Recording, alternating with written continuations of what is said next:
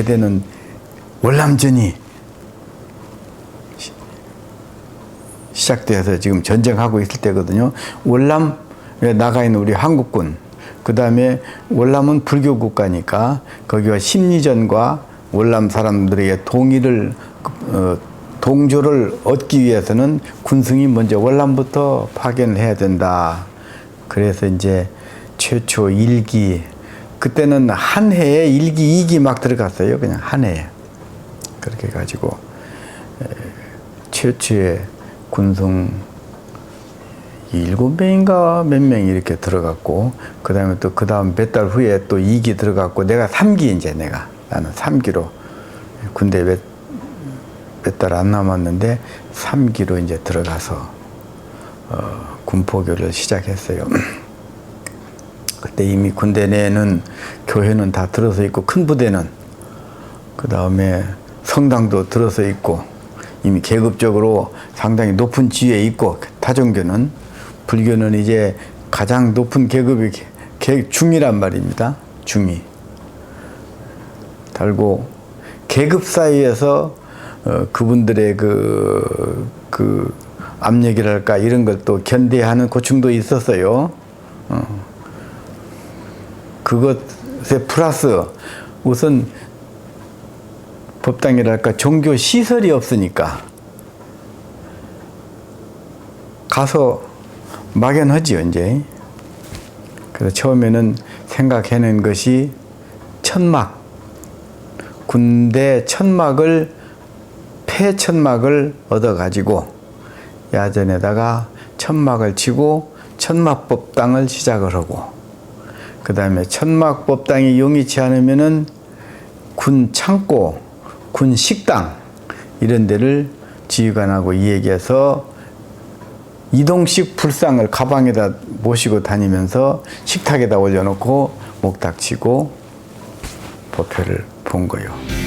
나라가 위태로울 때 옛날부터 우리 승군들이 이 나라를 구해내는 일에 앞장섰다. 계급도 없고 보수도 없고 알아주지도 않는 비제도권에서 자발적으로 성 쌓고 군 승군에 동원돼서 외국 외적과 물리치는 그런 일에 생명 걸고 목숨 걸고 나선 것이 스님들이다. 이런 거 호국불교 정신, 그 다음에 불교, 또 도덕적으로 또 무장이 돼야 되니까 불교 인과 응보 정신, 선인 선과 악인 악과 이런 정신, 그런 걸 바탕으로 해서 이제 불교를 펴나가기 시작했죠. 근데 상당히 군의 장병들이 초창기에는 호응이 많았어요. 호응이 많았고, 불교가 제일 좋구나. 이렇게 해서 이제 호응이 많아서 막 여기저기서 큰 부대마다 법당을 짓기 시작했지, 이제 막. 내가 처음에 들어가서 저 전방 군단급, 춘천 군단급 이제 배치가 됐는데, 그 전 법사님이 지타가 마른 절을 내가 이제 멋있게 완성을 해가지고 쌍용사라 이렇게 해가지고 번듯한 법당을 짓고 군정병도 있고 그래가지고 이제 거기서 법회 활동을 했고, 그 다음에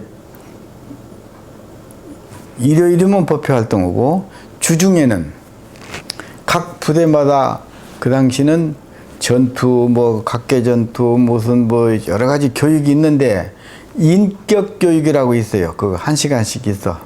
그 교관 담당을 우리 군종 장교 신부님, 목사님, 스님들이 하는데, 역시 인격 교육도 신만 갖고 나오는 낯은 종교하고는 비교가 안 되더라고, 이게. 그래서 많이 인기 얻었죠. 인격 지도 교육 교관으로 담당을 했고, 그 다음에 이제 상담 업무, 또 장병들 고충이 많은 장병들 상담 업무. 그래서 이제 법당 옆이나 교회 옆에다가 장병 상담소 딱 설치를 해놓고 상담 업무. 그러니까 법회는 기본이고, 그 다음에 두 번째 각 부대 다니면서 순회교육, 인격지도교육, 그 다음에 상담 업무, 그 다음에 더 힘써야 될 일이, 그 당시는 먹는 것에 먹는 것이 많이 부족했거든요. 먹거리 얻어다가 날르는 거, 날라서 장병들에게 나눠주면 포교가 잘 돼요. 그런 일을 참 눈, 코, 뜰 새 없이 뼈 아프게 했죠. 뼈 아프게. 그래가지고 불교가 한 10년 안 걸려서 확 인정을 받았지, 이제 그냥. 불교는 뭐 물량 공세도 좀 부족하고 인적 공세도 좀 부족하고 그러지. 그래, 그런 가운데 그래도 진정성을 갖고 이렇게 하니까 깊이 있게 또 우리가 군승들이 대처를 하니까 상당히 무게 있는 종교로 그 고급 종교로 받아들이더라고요. 여기에 있는 사람들은. 그리고 상당수 장군들, 군 지휘관들이 불교를 좋아하고 친불교적이고 그런 걸로 많이 이제 처음에는 활발하게 했었어요.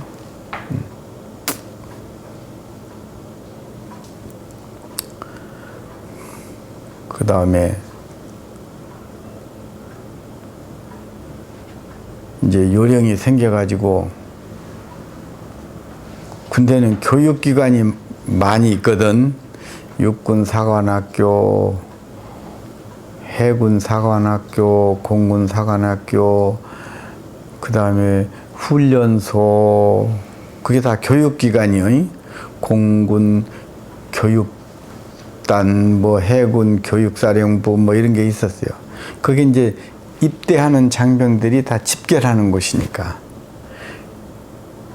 거기에 근무하는 스님들은 좀 출중한 분으로 해야 되겠다. 그리고 거기에도 종교시설은 타종교보다도 좀 잘 지어야 되겠다. 그래가지고 교육기관에 중점적으로 또 한동안 했어요. 그래서 거기서 교육받고 나오니까 육사 같은 데는 이미 예를 들어서 육사 같은 데는 교회 성당은 다 돼 있고 빨간 벽돌로. 그런데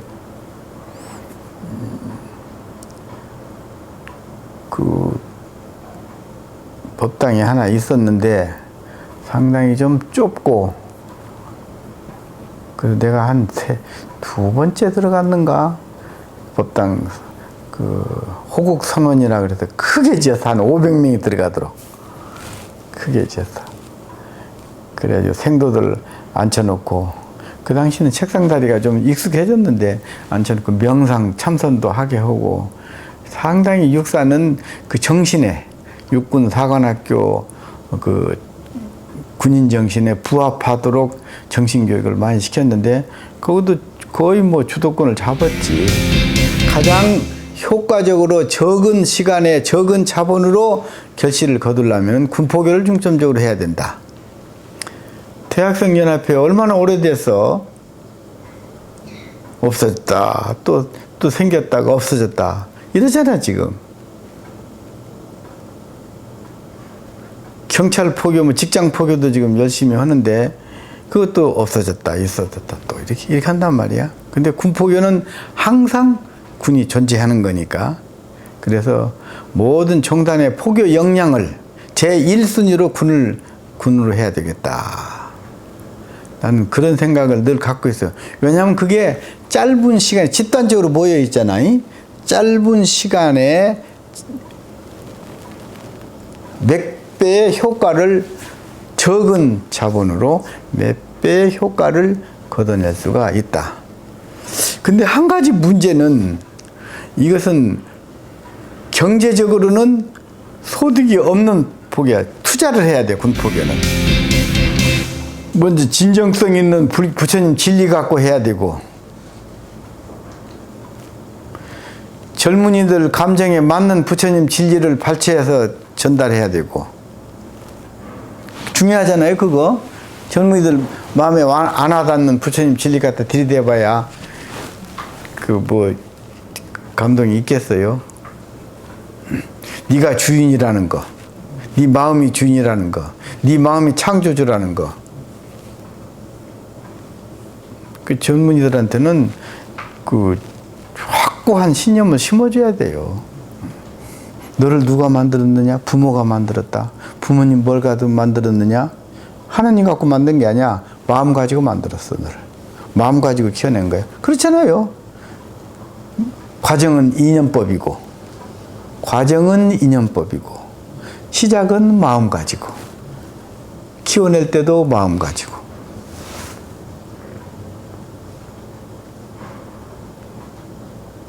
그래서 네 마음이 창조주다. 네가 주인공이다. 네가 세상을 움직이는 거다. 네 운명도 네 마음 안에 있다.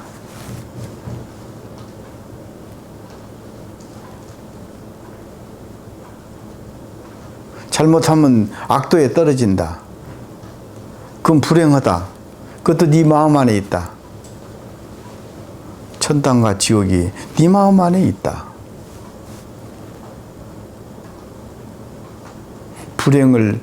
불행한 세월이 너를 괴롭힐 때 이 불행을 몰아내려고 그러지 말고, 네가 전생에 지은 업보야, 이게. 네 마음이 한때 그렇게 마음을 쓰고 이런 과보를 만드는 거야. 행복할 때 그때도 네가 그런 행동을 했었어. 네 마음이 행복한 시기를 만들어 놨어. 지금 행복을 받는 거야. 모든 것은 마음이 만든다.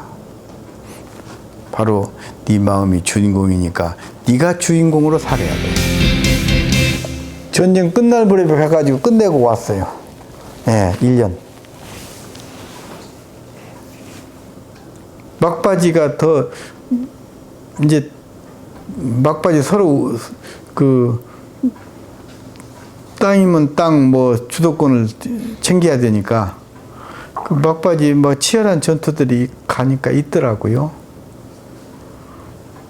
그리고 나는 이제 주로 법회 보는 건 기본이고, 가서 이제 하는 일이 전사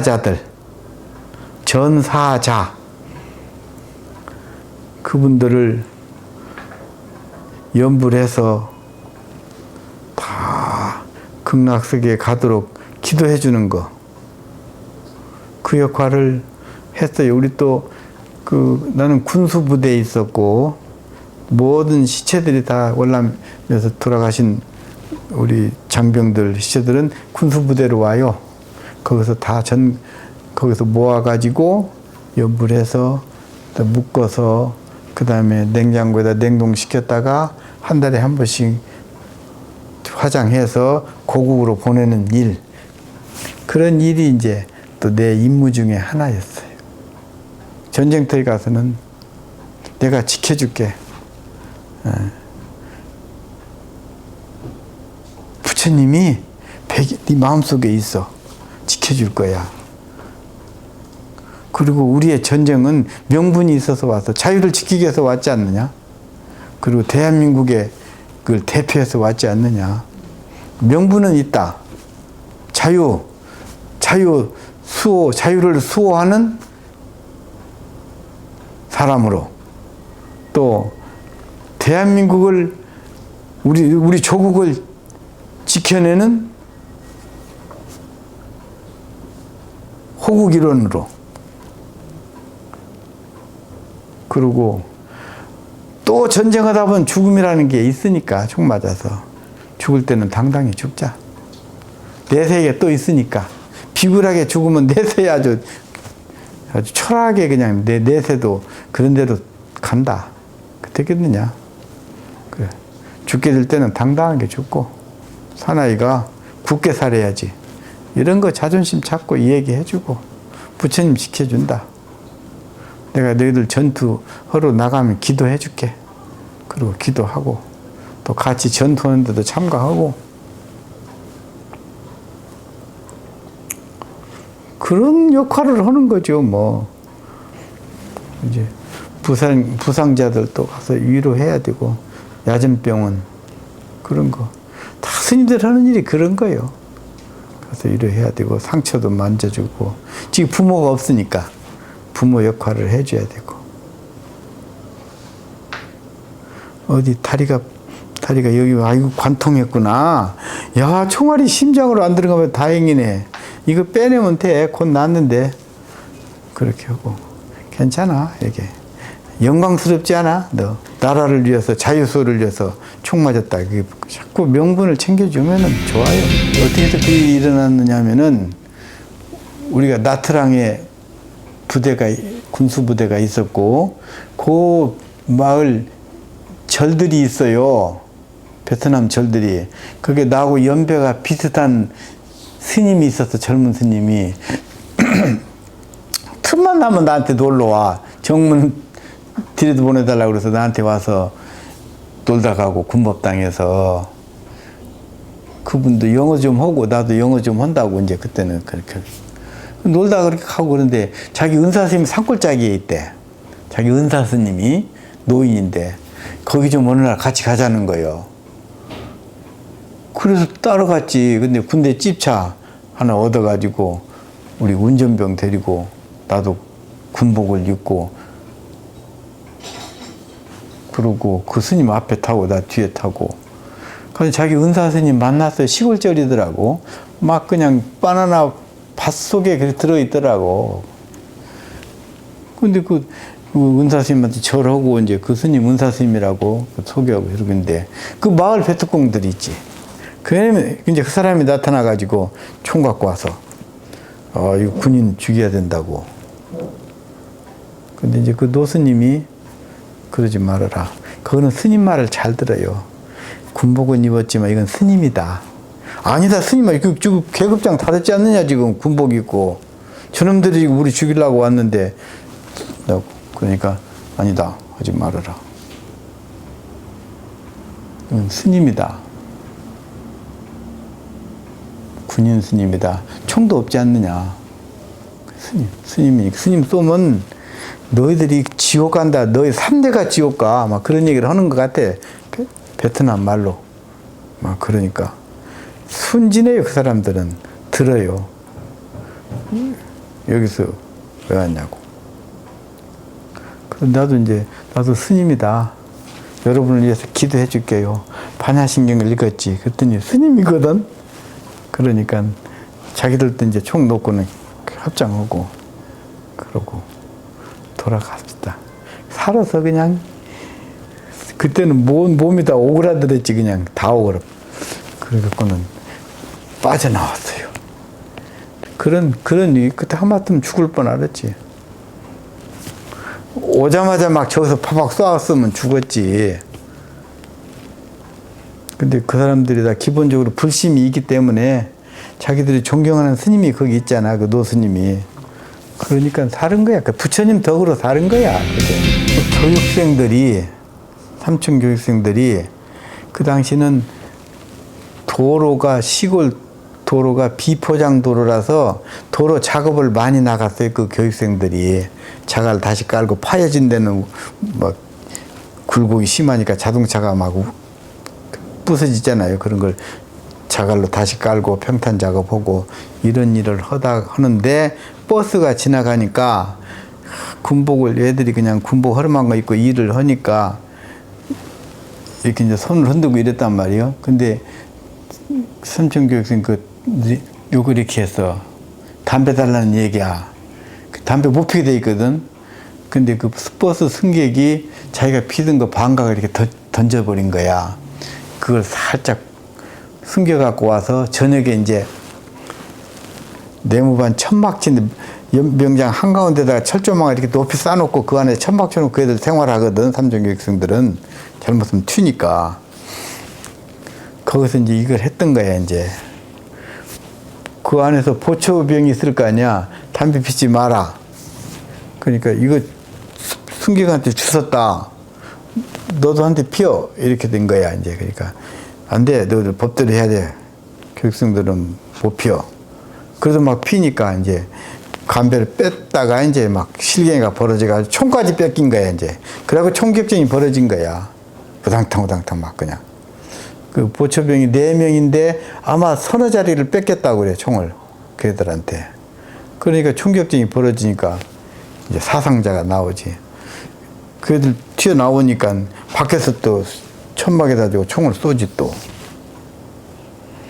그런 일이 벌어지는 거야. 그때 수습을 누가 해야 되느냐? 내가 가서 해야 돼. 내가. 평소에 부모님에 대한 얘기도 많이 하고 인간적인 얘기를 많이 나눴으니까 저 트럭들 헤드라이트 나 비춰라. 내가 걸어가는 모습을 보여라. 저기 천막이 있고 그리고 이게 오솔길 같이 만들어서 첫조망을 이렇게 그 길로 가는 거야. 그래서 쏘지 말아라. 총격 그만해라. 내가 지금 들어간다. 스님 오지 마십시오. 죽습니다. 우리는 끝까지 쏠 겁니다. 쏘지 말아라. 너희들 부상자 있지? 총 다 맞았습니다. 일단 꺼내고 보자. 내가 들어갈 거니까 쏘지 말아라. 그런 설득을 시키고 나중에 총 뺐고 그러고 이제 다 무마를 시켰대. 그때 한 30명 죽었다고 그래, 그 당시. 튀다가 죽고 뭐다 이렇게 다친 사람 좀 있고. 그렇지 않으면 몰사했지. 다 죽었지. 내가 그동안 현역 군승으로 있을 때 못했던 걸 많이 지원해 줬죠, 군승들. 그리고 이제 체계도 잡아주고. 제일 문제가 군승 숫자. 뭐 60명, 70명 갖고 했으니까, 전국을 카바를 했으니까. 근데 기독교는 목사들이 260명 이렇게 됐고, 천주교가 우리 불교보다 80몇 명 많았고, 우리 천주교가. 군승이 항상 열세요. 도저히 그걸 극복할 수가 없어. 그래서 내가 국방부 군종실장 때 그때 김영삼 대통령 할 때요. 선거운동 할 때 김영삼 대통령 공약사업에 군승 충원 문제를 넣도록 해놨어요. 그 자세한 얘기는 할 필요가 없고, 김영삼 대통령 공약사업으로. 그래가지고 군승, 군목 100명 줄이고 군승 100명 올리고, 그래서 오늘날 140, 50명 유지가 되는 거예요. 그 법 가지고. 그것이 엄청난 일이었어요. 포교를 하지 않으면 불교는 사라지게 돼 있습니다. 포교 제일주의로 나가야 되고, 또 부처님 가르침 기본이 말씀을 깨달아 가지고 왕자의 몸으로 설산으로 들어가서 6년 고행을 해서 크게 깨우쳤지 않습니까? 깨우친 내용이 온 우주 법계 가득 다 표현할 수 있는 진리를 깨달았다 이 말입니다. 이것을 말을 해보니까 알아듣는 사람이 없어요. 하지 말까 하다가 내가 깨달은 목적이 뭐야? 중생 교화하려고 했는데 알든 모르든 일단은 하자. 그래서 본인이 전법 시작했지 않습니까? 법을 전하는 일에 나섰어요. 깨닫고 나서. 그냥 걸어서 다니면서 5사람 먼저 찾아, 자기하고 가장 측근에서 같이 수행하던 5사람 비구를 찾아 나서서 베나레스까지 가지 않습니까? 그러니까 그분의 발걸음이 뭐요? 저 사람한테 법을 일러줘서 바르게 삶을 살도록 해야 되겠다. 불교를 바로 알려줘야 되겠다. 그게 바로 포교 아닙니까?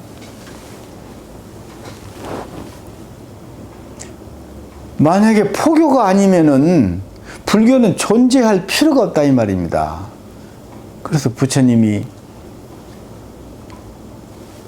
교진녀 5 비구에게 말을 다 법문해 놓고 알았어. 그러니까 알았습니다. 난 그런 줄 몰랐죠. 이렇게 쉽습니까? 알았습니다. 알았으면 빨리 일어나서 전도하러 다녀. 빨리 다녀. 일어나. 어서. 촌각을 다퉈서 포교해라. 너 선방에 가서 앉아있어. 그런 말 한 적이 없습니다. 너 어디 산에 바위 가서 앉아있어. 어디 절에 가서 무슨 앉아있어. 이런 말 한 적이 없습니다. 빨리 일어나 다녀. 5 사람밖에 안 되네. 둘이 뭉쳐 다니지 말어. 각각 다녀. 이렇게 포교에 대한 열정을 가지고 강조를 하셨습니다. 이것이 바로 중생구제, 전법도생. 그것이 부처님의 제1사상이요. 그 이상 힘주어서 강조한 게 없어요. 절대 너 어디 들어박혀서 참선하고 앉아있어. 이런 소리 한 적이 없습니다. 부처님이.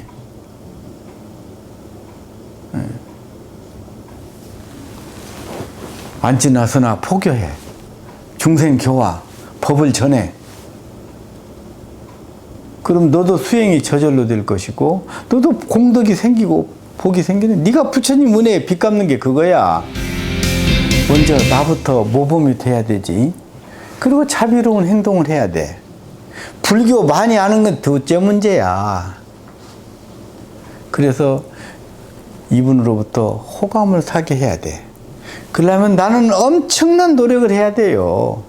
흐트러진 짓 안 해야 되고, 계율도 잘 내적으로 가져야 되고, 그 다음에 자비행 베푸는 것, 그것도 잘해야 돼. 말로 베풀고, 노력으로 봉사로 베풀고. 그래서 이 사람이 가마가 좀 되겠구나. 그 다음에 이제 부처님 말씀 친해진 다음에 부처님 진리는 바로 이런 거야. 인과응보 얘기해놓고 나도 또 실천을 해야지. 그래서 포교는 수행의 가장 좋은 방법이다. 포교하는데 선방에 있는 것도 좋은 방법이긴 하나, 직접 나서서 전도하는 그 방법이 수행에 참선하는 것의 몇 배, 유래 몇 배, 경전 보는 것 몇 배, 주력하는 것 몇 배보다도 포교하는 게 더 낫다. 다 공부해가지고 이룬 다음에 그러면 늦어. 그리고 거기에 안주해버려. 한마디 책에서 봤거나 들었으면은 바로 나서야 돼. 포교하러.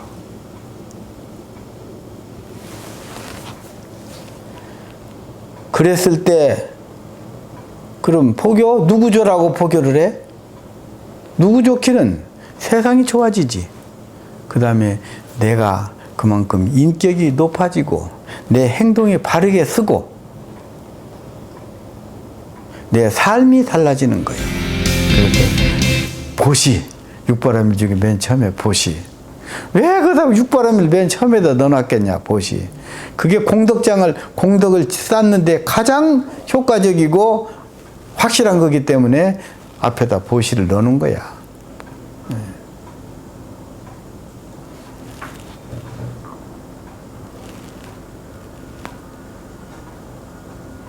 이 사람이 제일 슬픈 일이 뭔 줄 아느냐? 뭐 부모 돌아가고 그것도 슬프고 자식 잃고 그것도 슬프다. 그런데 없어서 남 못 도와주는 게 가장 슬픈 거다.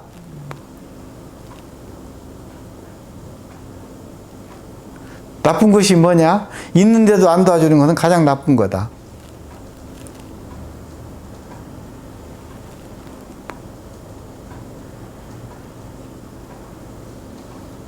부처님 은혜, 중생의 은혜도 모르고 사는 사람이다. 우리 입에 밥 한 숟갈 떠넣을 때, 야, 이 밥이 내 입에 들어오기까지 어떻게 해서 이 밥이 내 입에 들어올까? 그것 좀 연구해 보라고. 야, 전 우주 공간 속에서 대지가 있었고, 대지에서 곡식을 심어서 그 대지가 또 키워냅니다. 공기가 있고, 햇빛이 있고, 또 우주 공간에서 내리는 수분이 있고, 그것을 가꾸는 또 농기계도 있어야 되고, 비료도 있어야 되고, 뭐 농약도 있어야 되고, 농사 짓는 기계를 움직이려면 또 석유 캐는 사람도 있어야 되고, 그 정미소에서 정제를 해서 또 날라서 여러 사람 손을 거쳐서 내 입에 딱 밥으로 지어서 입에 들어오기까지 잘 생각해 보면 말이야, 우주가 다 동원됐어. 내 입에 밥 한 숟갈 들어오는 게 우주가 동원됐다고. 전 대지가 다 동원됐고, 이 지구상 75억 인구가 다 동원됐어. 잘 따져봐.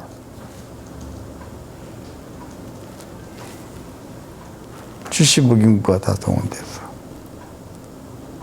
그래서 내 입에 밥 한 숟갈 들어오는 거야, 이 옷 한 벌 입고. 그러니까 나는 이웃의 은혜 도움 없이는 1초도 못 살아요. 하나님 없어도 평생 살 수도 있어. 하나님은 없어도. 그러나 이웃의 은혜를 도움 없이는 단 1초도 못 살아.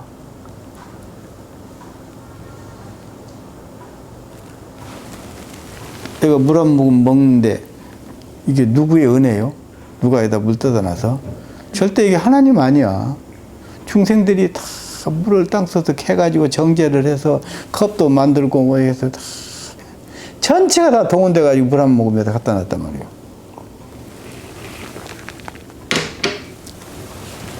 그러려면 은혜를 입고 내가 사는 만큼 나도 베풀어야지, 줘야지. 이것이 바로 보시오. 그래서 정말로 여유 없이 죽을 힘을 다해서 복음 운동을 하고, 그리고 또 건물이 잘못되면 안 되잖아요. 그게 신도들이 피땀 흘려 벌어다 놓은 개미탑인데 이거 잘못되면 큰일 나잖아. 더군다나 기둥도 없이 돔으로 이렇게 하는데, 내가 가서 건축에 대해서 건자도 모르는 사람이 철근 가지고 와서 강도 검사하고 한 토막씩 가지고 와서 이 강도 좀 보자고 그러고 철근 이렇게 별짓을 다 한 거예요. 내가 아는 것처럼. 세면 강도 이렇게 기둥 빼라고 그러고 기둥 갖고 와서 세면 강도 하고, 그리고 참 불철주야 1년 반 동안 완성되니까 그때 내가 이제 고혈압, 심근경색, 그 다음에 스탠드, 그 다음에 당뇨 막 한꺼번에 오더라고. 이걸로써 내가 몸을 맞춰야 되겠다. 그리고 낙성식 하고 거의 내가 거의 죽게 생겼어요. 이보다 더 말랐지. 창백하고 사람들이 와서 보고는 울었어요. 그 나를 보고는 죽는다고 울었다고 막 그냥. 그 낙성식 하는 날 내가 그 논산훈련소 법당에 이렇게 그냥 방석 깔고 앉아 있었어요. 빼짝 야기가 그때 40몇 킬로밖에 안 나갔어요. 이렇게 해가지고. 그렇게 하니까 죽는다고, 나를 평소에 본 사람은 죽는다 저거. 그냥 막 손 잡아보고 울고 가고 그랬다고. 그렇게. 그런데 낙성식을 하고 나도 살아야 되잖아 이제. 그때 막 그냥 좀 먹기 시작하고 좀 잠도 좀 자고 기도 열심히 했지. 점점 회복이 되더라고. 나 몸 바치려고 마음 먹었다니까. 바꾸려고 딱 마음 먹었는데 회복이 돼서 지금 이렇게 살아난 거야. 결혼식 할 때 주고받은 반지 그거 팔아서 다 그 부산 사람이 그래요. 그 다음 또 첫 애기 낳았을 때, 결혼해가지고 첫 애기 낳았을 때 돌반, 돌, 금. 또 부산 자갈치 시장에서 그 장사하는 어머니가 하나 있는데 아들이 중학생 때 죽었대. 아들 하나 있는데 중학생인데 죽었대. 그런데 우리 아들은 크면 금메달감이다. 이 노인은 공부가 없으니까 금메달감이면 최고로 좋은 아들인 줄 알아. 좋은 사람인 줄 알아. 내 아들은 금메달감이다. 그래가지고 그 아들만 생각해서 그 장사를 하면서 생각을 했는데 내 아들은 금메달감이니까 금메달을 만들어야지. 그래가지고 자기가 금메달을 만드는 거야. 돈 가지고. 그래가지고 항상 이것은 내 아들 금메달이니까 이건 내 아들 금메달이다. 그걸 간직하고 있었던 거야. 그것을 그 할머니가 금메달을 그대로 갖다 그 훈련소 법당에다 갖다 준 거야. 그런 사연. 또 어떤 부모는 아들이 군대 가서 포크레인 기사인데 그게 쓰러져 가지고 죽어버렸어요. 공병인데. 근데 거기서 그 아들 하나인데 거기도 가난한 사람인데 죽어버렸으니까. 그래서 이제 그 부대마다 장병들이 돈 걷어내고 나라에서 나온 돈 좀 있고 그런 게 있을 거 아니요? 그 돈 그대들 같으면 집으로 갖고 와서 살라고 그럴 거야. 그걸 그대로 내 아들 죽은 대가로 나온 돈이니까 이걸 장병들 훈련소 법당 짓는데 내 아들 지옥이라도 안 가게 해야 되겠다. 그대로 갖고 왔더라고. 그런 감동적인 얘기가 있어요. 간단한 진리, 일체유심조라는 진리 하나만 가져도 얼마나 많이 풀어낼 수 있고 얼마나 사람들한테 긍정적인 그 인정을 받을 수가 있어요. 응? 인과응보 아주 도덕적으로도 완벽한 진리거든. 그게 선인 선과 악인 악과도 완전한 그게 도덕적인 진리거든. 행복과 불행도 내 마음 안에 있다는 거, 내 마음 안에 있다는 거. 이것도 아주 불변의 진리거든. 어디 신한테 행복과 불행이 있어. 다 인간이 자기 마음 안에 있지. 이 간단한 것만 우리가 조금만 알아도 얼마든지 인생을 사는데 부족함이 없이 살 수 있는 양식이 있는데 이것을 우리가 자꾸 그 모르니까 그냥 사장시켜 놓고 그러고 있단 말이에요. 그래서 우리 동국인들은 이 팔만대장경이 못해 젖줄기다. 어떻든 이 팔만대장경은 대단한 진리입니다. 이게 대단한 진리입니다. 어느 일부분 종교 하나에서 끝나는 게 아니고 모든 통합적인 그 진리를 다 가지고 있는 게 팔만대장경이요. 뭐 아시다시피 부처님 대장경 안에 천문학이 없습니까? 무슨 과학이 없습니까? 무슨 전자, 물리학 그 속에 다 들어있잖아요. 아시다시피.